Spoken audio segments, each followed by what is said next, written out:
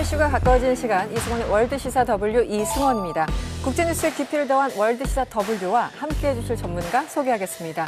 먼저 알파고 신하씨 기자 나오셨습니다. 어서 오세요. 네, 안녕하십니까. 네, 미국 출신 방송인이죠. 카메론 님도 나와주셨습니다. 어서 오세요. 안녕하세요. 네, 임상훈 인문결 연구소 소장님 나오셨습니다. 어서 오세요. 네, 안녕하십니까. 그리고 방송인 곽수사님 나오셨습니다. 어서 오세요. 네, 안녕하세요. 곽수산입니다. 네, 오늘 저희가 처음이시죠? 처음이죠. 네, 목소리 톤이 소프라노 너무 좋습니다. 아, 대단히 감사합니다. 오늘 제가 사실 국제 시사를 잘 모르는데 네. 왜 불러주셨는지 약간 저도 의아하거든요. 저도 같은 마음이에요. 아, 그래요? 그렇게 겸손하실 필요 없어요. 아, 그냥. 진짜 잘 모르면 저는. 평소 아는 만큼 그냥 충분히 쏟아내고 하시면 됩니다. 네, 소장님께서 월드시사 W 거의 뭐 유럽 현지 특파원 역할을 하고 계세요. 저희들 매우 반갑습니다. 최근에 또 갔다 오신 거죠? 네, 2주 전인가? 네. 잠시 귀국했고, 잠시 귀국. 예, 또 몇 주 후에 다시 나가고. 다시 나가고. 예, 계속 주로 프랑스에 계시는 건가요? 그렇죠. 아, 그렇군요. 알겠습니다. 저도 그러면 프랑스에 있었습니다. 아, 2주 언제요? 전에. 2주 전에. 아, 2주 아, 전에? 정말요? 네. 만날 걸. 오, 아, 이럴 줄 알았으면 연락하려고 진짜? 했었는데. 연락, 할 걸. 네. 할 거죠, 뭐.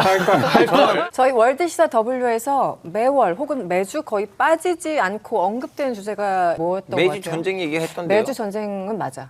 또 뭐가 있었을까요?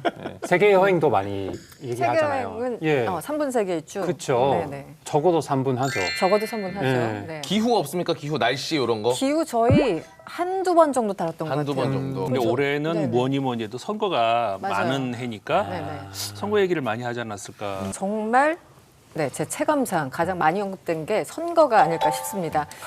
저희도 꾸준히 그 선거 결과 소식 전해드리면서 나름 분석도 해드렸는데요. 2024년도 어느덧 전반기를 넘어가는 시점이기에 다시 한번 가볍게 정리해보는 시간을 가져보려고 합니다. 그래서 오늘 이슈 W 주제는 바로 세계의 선거, 반전의 드라마들입니다.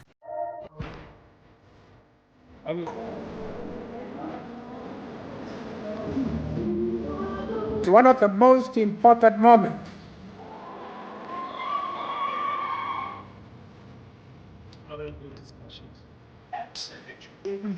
Of the government.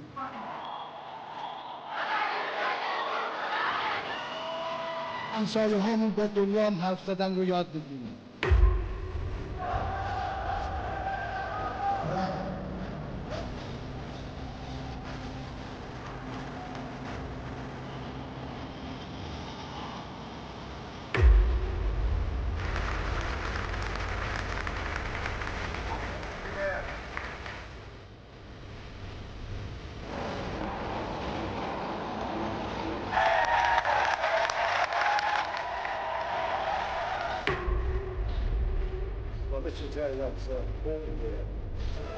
I will surely be.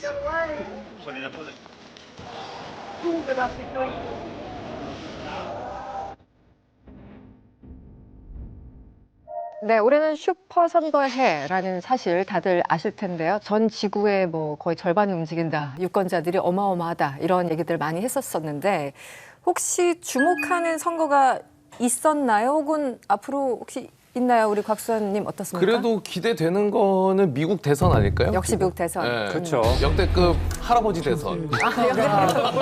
진짜요. 고령 그렇죠. 두 분의 대결. 네. 그래서 저는 좀 관심을 가지고 보고 있어요, 네. 지금. 여기서 굉장히 괴로워하고 계시네요. 아, 진짜. 네.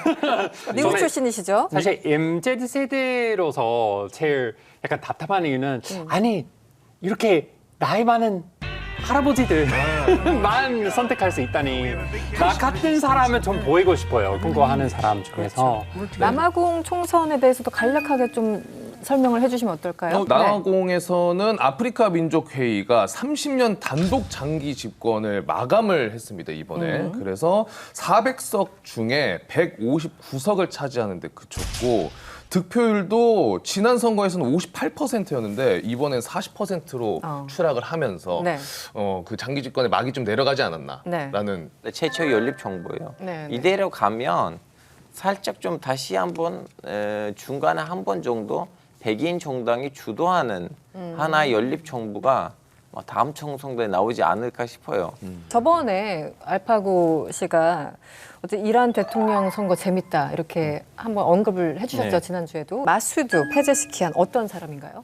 메수드 베제스키안 사실은 이란 혁명 소비대 출신이에요. 혁명수비대까지. 이분이 전쟁 때 앞장서서 싸웠던 사람이고 이란 이라크 전쟁 때. 그 80년대 전쟁 말씀하시죠? 전쟁하고 또 옆에 사람이 다치면 그 사람을 치료하고. 네, 의사니까. 그리고 원래 의사잖아요. 심장과 의사고 유명한 의사예요. 그 대학교 총장까지도 하셨던 분인데 그렇게 따지면 너무나 좀 약간 의사처럼 눈에 보이죠. 자, 이 사람이 코란을 600페이지죠. 아랍 말이죠. 자기 언어도 아니잖아요. 아랍 말로 암기한 사람이에요. 본인은 이란어를 쓰는데 예. 아랍말로 되어 있는 그거를 예, 다 암기한 사람이에요. 시아파 사람들만 쓰는 또 코란 다음에 두 번째로 경전 같은 거 있거든요. 나질라이 발라가인가? 저는 이제 순위파니까 제대로 발음이 안 나와서 죄송합니다. 네. 그 책도 다 아랍말로 암기하신 분이에요. 이 두 개 책을. 그래서 이분이 종교에 있어서는 보수이죠. 근데 이분이 이제 정치에 있어서는 이제 개혁파이고 진보적인 사람이에요. 토론 때 했던 말들을 보시면 예전에 완종 시절 때 왕이 우리 이란 여성들의 히잡을 강제로 뺏으려고 벗으려고 했는데 실패했듯이 우리도 지금 여자들한테 강제로 히잡을 씌우려고 하면 이거는 실패할 수밖에 없다. 이 말이 사실은 좀 약간 파극적인 말이거든요. 이렇게 쉽게 나올 수 있는 말이 아닌데요. 네네. 그리고 또 이분이 했던 말이 뭐냐면 이제 튀르키예는 친미 국가잖아요, 결론적으로. 그리고 순위파 국가인데 텔레비에서 이 말을 했어요. 우리는 기본적인 인프라를 제대로 못 깔았기 때문에 우리의 경제 구도가 그렇게 튼튼하진 않는다. 바로 옆에 있는 튀르키예 가보시면 그 사람들은 속이도 없는데 경제 인프라고 경제 구도가 너무 단단하다. 그래서 우리는 좀 약간 반성할 필요가 있다. 이제 그때 이제 다른 후보 한 명이 있었는데 그분 이제 결선에 못 나왔어요. 그 사람이 뭐야 우리 왜 이렇게 튀르키예랑 비교해? 했는데 비교해서 우리 스스로 왜 폄훼하느냐? 네. 네. 근데 그분이 일단 튀르키예 가보시고 다음에 얘기하시라고. 그렇게 받아쳤습니까? 네. 그리고 이제 또 이 사람의 특이한 거 뭐냐면 아빠는 아제르바이잔 계통이에요. 이제 사실 우리가 아는 아제르바이잔이라는 나라가 있잖아요. 근데 그거는 그냥 북아제르바이잔이고 마치 중국에는 내몽골이 있듯이 그 이란 안에서도 소아제르바이잔하고 남아제르바이잔이 있어요.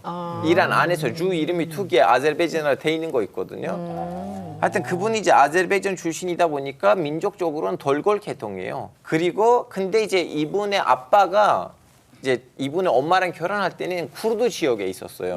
공무원으로.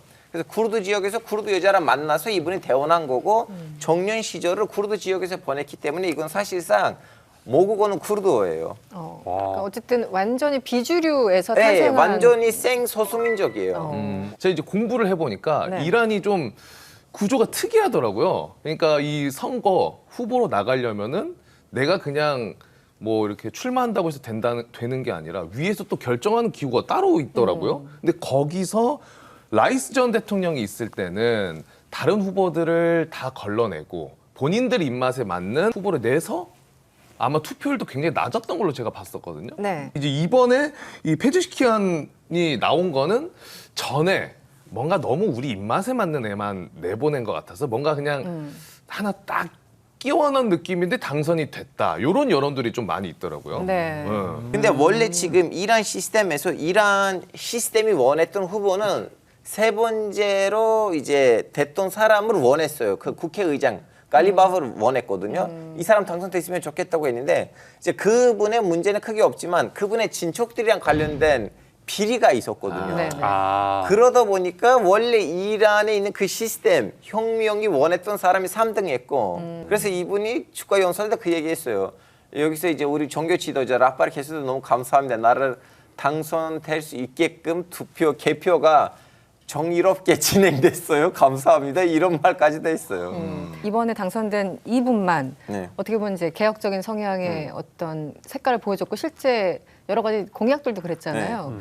그런데 이제 그게 있더라고요. 여기는 신정체이기 때문에 정말 아무리 개혁적인 대통령이 된다 한들 뭐 좀 달라지겠느냐라는 의견은 하나 있고 아니다. 대통령도 어쨌든 인기를 먹고 사는 사람이기 때문에 여기가 훨씬 더 국민들한테 인기를 얻게 되면은 자기 목소리를 낼 수도 있을 것이다. 여러 가지 뭐 혼재돼 있는데 우리 어떻습니까? 지금 너무 많이 이 이란을 중국하고 북한 옆에 두고 보니까 우리는 이란을 읽는 데 있어서 문제가 있어요. 정례 지도자는 하나의 어르신처럼 이 정치인들이 타락에 빠질 수도 있는데 중간에 와서 제자들아, 아이들아 그러면 안 돼라는 역할을 하는 사람이에요. 가르치기도 하고 견제도 하고 네. 뭐 이런 역할. 그러다 보니까 네. 종교 지도자라는 사람도 그 사람의 지지율을 알고 있어요. 그렇죠. 근데 제가 이 사람이랑 부딪히면 내가 부딪힌 모습이 이제 방송인 언론을 통해서 이제 국민에 반영되면 국민이 나를 종교 지도자로 모시고 있을래나 그것도 물음표가 되니까. 그래도 불안감은 근데 나름 좀 크네. 약간 눈치를 보는 그런 정치판이에요. 이란 정치는. 민심을 충분히 경청하고 있다. 예. 우리가 너무 심하게 오해하고 있는지도 모른다. 이런 네. 얘기를 해주시는 거군요.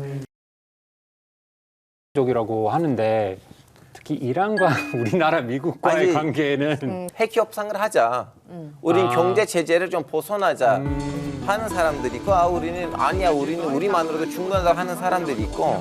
그래서 미국에서는 트럼프가 당선되지 않으면 경제 제재를 좀 약간 푸는 데 있어서는 이분은 다시 한번 제동으로 걸 거라는 거를 이미 공약에 있었고, 네, 텔레비 네. 토론에서도 말을 했고, 이란의 미래는 미국에 달려 있어요.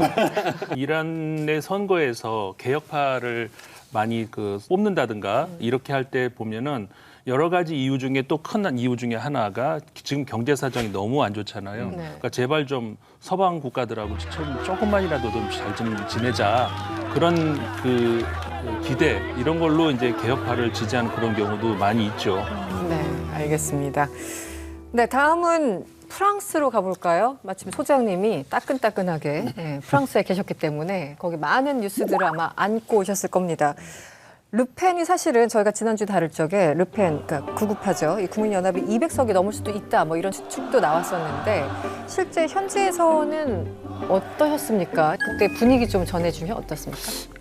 현지에서도 크게 다르지는 않았습니다. 1차 투표의 결과를 예상을 했었고요. 이제 국민들은 이제 올 것이 왔다. 그리고 그 당시에 1차 투표에서 그 좌파 연합이 2위를 하고 지금 현 집권 중도 세력이 3등을 했잖아요. 네. 3등의 그 성적표가 굉장히 예상보다 더 저조했기 때문에 네. 마크롱 대통령의 이제 그 실패 이렇게 이제 많이 부각이 됐었는데 2차 투표와의 그 일주일 사이에서 그때 완전히 깜깜이, 그러니까는 프랑스 국민들도 잘 모르고 있었던 것이 1차 투표 때도 선거 투표율이 높았어요. 네네. 극우 세력을 지지하는 사람들이 많이 몰려나갔다는 것이죠. 근데 2차 투표에서도 투표율이 또 높았어요. 그럼 이건 또 뭐냐? 이번에는 반대로 좌파를 지지하는 유권자들이 더 많이 투표장에 갔었다는 얘기죠. 그러니까는 1차 결과 보고 놀란 유권자들이 그렇죠. 2, 3위 누구든 하여튼 저쪽 아닌 당을 뽑자 네. 해서 이제 몰려나갔다. 그러니까 이제 이번 그 1차 투표 결과를 보고 암묵적으로, 그리고 이 지도부에서도 빠져라.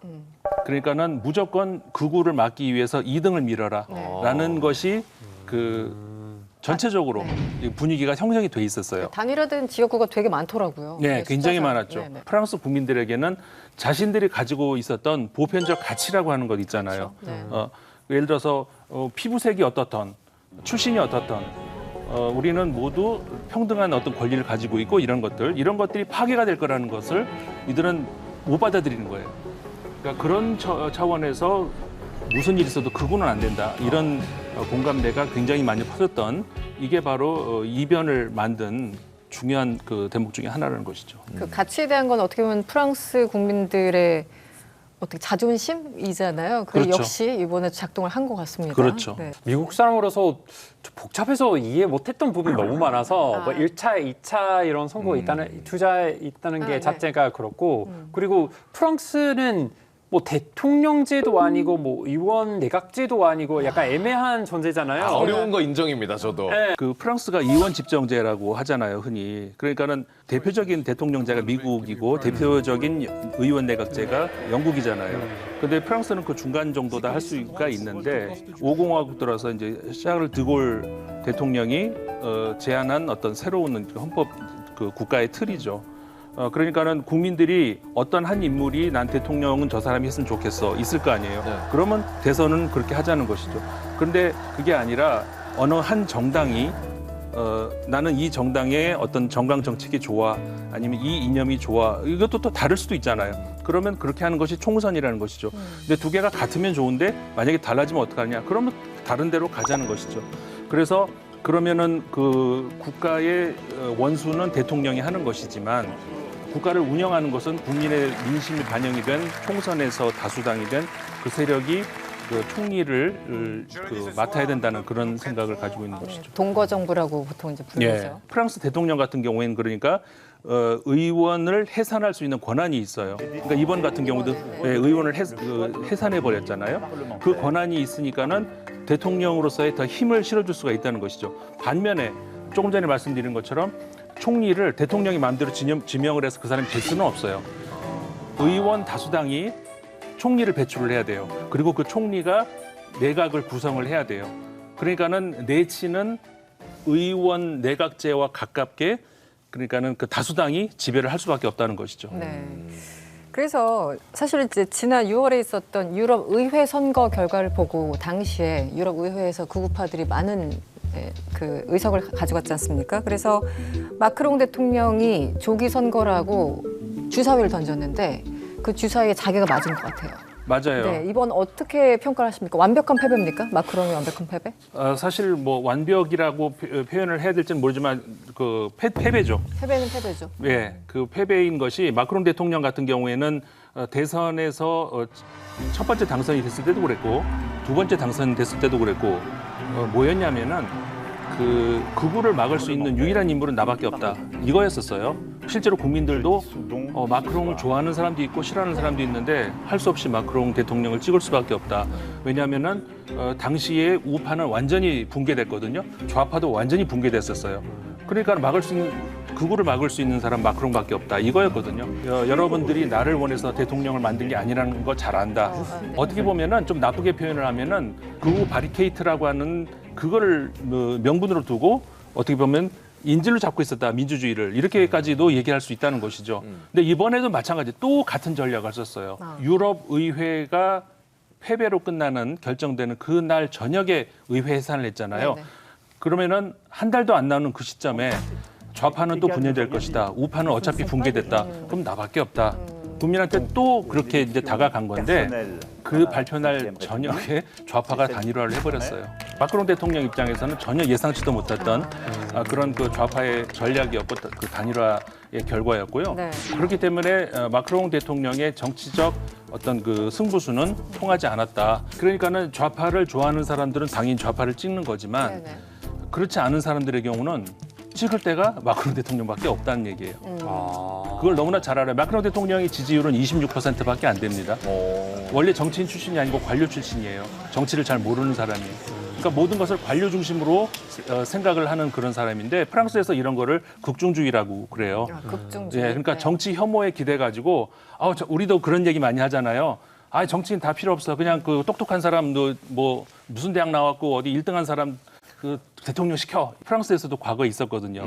혁명 직후에 너무 시끄러워, 너무 지겨워 죽겠어. 그냥 똑똑한 사람 대통령 시켜. 기존 정치인들 너무 신물나 뭐 예, 약간 예. 이런 느낌으로. 정치 혐오에 기대 가지고 어떻게 보면 관료들을 정치인들 배제하고 관료들을 이렇게 그 전면에 들여서는 이런 거를 이제 극중주의라고 이제 부르거든요. 프랑스의 마크롱 대통령이 전형적인 어떤 그 하나의 예다 이렇게 볼 수가 있는 거죠. 근데 우리는 너무 좀 약간 그 잘 얘기를 안 하고 넘어가는 거 있는데요. 네. 이번에 오케이 극우를 막았는데 프랑스는 이번에 막았어요. 유럽 의회 이제 선거를 통해서 좀 약간 관심 갖게 되고 저도 이제 얼마 전에 프랑스 갔다 왔는데 제가 만났던 이민자들 중에서 중동 이민자잖아요. 레펜 찍었던 애들이 있었어요. 제가 물어봤거든요. 왜 레펜을 찍었느냐. 최근에 와서 프랑스 너무 지나치게 이민자 난민을 받았기 때문에 예전에는 어느 정도 질서가 있었는데 최근에 그 질서가 깨졌기 때문에 오히려 우리가 힘들다. 더 많은 사람 들어오면 안 된다. 예. 그런 생각인가요? 이게 전형적인 사다리 걷어차기거든요. 나는 들어왔으니까 됐어. 맞아요. 더 사실 이상은 안 미국도 돼. 비슷해요. 그래서 하나는 어쨌든 신민중 전선이라고 이번에 1위를 차지한 좌파 모임들이 있는 거고 두 번째가 이제 마크롱 대통령에 속한 약간 중도 그러니까 2위를 한 거고 르펜 3위를 한 거죠. 근데 연정을 구성해야 되는데 마크롱 대통령이 또 그런 게 있잖아요. 약간 중도파임에도 불구하고 저 극좌파 일부 세력과는 절대 뭐 손을 못 잡겠다 뭐 이런 발언들을 해서 도대체 그럼 어디와 손을 잡겠다는 거야 참 애매하네. 어떻게 전망을 하십니까? 말씀하신 신민중 전선이라고도 할 수 있고 신인민 전선 뭐 이렇게 부를 수도 있는데 그 안에는 사회당도 있고 공산당도 있고 녹색당도 있고 있는데 가장 큰 세력이 우리 많이 들어봤죠. 굴복하지 않는 프랑스라는 이름의 그 정당이 가장 세력이 커요. 그런데 이 정당이 가장 왼쪽에 있다. 이렇게 봐야 되거든요. 그 내용들이 어마어마하던데요. 정말 왼쪽에 계신 분들이던데요. 네. 그렇기 때문에 이들하고는 그 연정을 할 수 없다라고 하는데 그럼 이들을 빼고 나면은 좌파 연합이 쑥 빠져버려요. 이게 일주일이 걸릴 수도 수주가 걸릴 수도 수개월이 걸릴 수도 있습니다. 아, 수개월까지. 그건 알 수가 없는 것이죠. 다만 변수는 지금 프랑스가 올림픽을 앞두고 있잖아요. 올림픽을 하면은 전 세계가 시선이 다 집중이 되는 것이고 네. 그렇기 때문에 이미 그 현 총리가 이 사의를 표했지만 대통령이 반려를 했거든요. 그게 바로 이렇게 올림픽 때문에 머리 아프네. 여러 가지 굉장히 복잡한 그런 것들이 있어요. 네. 함수가 있습니다. 복잡하게. 네. 곽수아님, 그 영국 집권당이 네. 무려 14년 만에 바뀌었어요. 그렇죠. 그리고 지금 새로운 이제 노동당 대표 뭔가 약간 좀 존재감이 없는 것 같기도 하고 하여튼 우리한테 잘 안 알려진 인물 같기도 하고. 이 키어 스타머 이 대표도 제가 이제 잘 몰라서 공부를 좀 해봤더니 네. 저는 굉장히 좀 매력적으로 느껴졌어요. 네네. 일단 인권 변호사 출신, 맞아요. 인권 변호사, 인권 위에 힘썼구나 마음에 들었습니다. 네. 자, 그리고 일단 이 내각을 보면은 좀 정체성이 나오고 그렇죠. 어떤 스타일인지 보이는데 주요 장관 21명 중에 11명이 여성입니다. 네. 그리고 여성 최초 재무장관도 나왔어요. 그리고 흑수저 장관들도 다수로 이렇게 좀 포진이 돼 있어요. 네. 그래서 뭔가 그 국민들 입장에서는 괜찮은데요? 좀 사람 냄새 나는 그럼요. 나라가 되지 않을까. 가장 눈에 띄는 분이 어떤 분인가요? 전 부총리 좀 눈에 띕니다. 부총리 네. 어떤 분이죠? 부총리 그리고 이제 장관도 겸임하는데 네. 레이너 또 노동당 부대표예요. 근데 이 집안 환경이 어릴 때부터 난방도 끄고 살아야 될 정도로 너무 어려운 집안 환경이었어요. 그리고 16살에 출산을 하면서 학교를 그만둡니다. 그런데도 공부를 시작해서 노동조합에 참여를 했고 37살에 또 손주를 봐요. 37에. 37에. 와, 그러니까 뭔가 좀 다이나믹한 인생을 살아온 예사롭지 않네요. 네, 그런 느낌이 있고 그리고 외무장관의 이제 데이비드 레미 요 사람도 지금 기용이 됐는데 이민가정 출신이고 네. 하버드 법대 입학한 첫 흑인 영국인. 그러니까 상징성도 좀 있는 사람 같고요. 네. 8월 출범됐어요 지금 정부가. 네네. 출범되자마자 했던 것들 중에 하나는 뭐냐면 불법 난민을 르완다에 보내는 프로젝트가 있었잖아요. 그거 다 조리했어요. 근데 뭐 그런 부분에서는 나름 좀 약간 희망이 있어 보이긴 한데 장기적으로 봤을 때는 어떻게 될 건 좀 물음표예요. 네. 순핵이 자랑했던 그 르완다 정책, 이민 정책에 대해서 바로 무효. 그건 화끈하게 하더라고요. 첫날부터. 말도 안 되는 정책이었는데. 그 유럽은 이제 많이 극우파 쪽으로 가는 건데 그 영국은 반대 방향으로 가고 있는데 극우 연구소에 뜨고 있어요. 그 UK 리폼이라는 정당이 역대급 제일 크게 떴거든요. 14% 넘었어요. 그리고 보수당이 23% 떴는데 지역구 제도가 좀 약간 다르니까 14% 땄는데도 국회의원 5명을 못 보냈는데 사실 이 영국도 지금 극우로 가고 있어요. 영국에서도 이 이민자 전쟁에 대해서 불만이 있으니까 이 르완다 프로젝트가 나온 거지 네. 그냥 나온 건 아니잖아요. 그래서 이번에 노동당이 잘하지 못하면 다음 선거 때는 영국이 완전히 다른 나라가 될 거예요. 바로 그러니까 지금 유럽의 정치 지형을 보면 독일 3인당이 집권하고 있죠.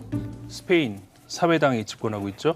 그 프랑스가 이제 좌파가 1등했다. 이제 곧 조만간 좌파가 집권을 할 가능성이 높죠. 영국 노동당이 집권했죠. 네, 야, 핑크타이드. 이렇게 되면은 유럽이 핑크 타이드로 가는 거냐 이렇게 생각을 할 수도 있는데 이 겉으로 보기엔 좀 그래 보여요. 그리고 과거에 우리가 이제 영국의 토니 블레어, 독일의 슈레더 총리, 네. 그다음에 프랑스의 조스팽 총리 이렇게 모두 그 좌파가 집권하던 시대가 있었었죠. 네. 그때하고 또 비슷하다 뭐 이런 이야기도 나오고 하지만 조금 전에 지적했듯이 그 유럽의 극우화는 진짜 무시할 수 없는 정도로 가고 있거든요. 세력이 된 것 같아요. 프랑스의 경우 사회당이 집권을 좀 오래 하고 했던 그 큰 이유 중에 하나가 극우가 부상을 하면서 우파를 표를 나눠 먹었거든요. 그게 굉장히 큰 이유가 있었습니다. 근데 이번 같은 경우에 조금 전에 알파고 기자님 지적을 해주셨지만 14%가 넘는 지지율을 극우파가 가져갔어요. 그리고 사상 처음으로 원내 진출을 5석을 얻었단 말이에요. 사실 14% 갖고 5석 좀 이상하긴 하지만 어쨌든 간에 5석 갖고 우리가 얼마 안 되는구나 이게 아니라는 거예요. 14%라는 라는 거. 숫자가 중요하죠. 그렇죠. 여기에 네. 포인트를 둬야 된다는 것인데 표를 나눠 먹다 보니까 결국은 노동당이 그 대승을 거둔 것이지 노동당에 대한 엄청난 기대 그렇게만은 볼 수 없다.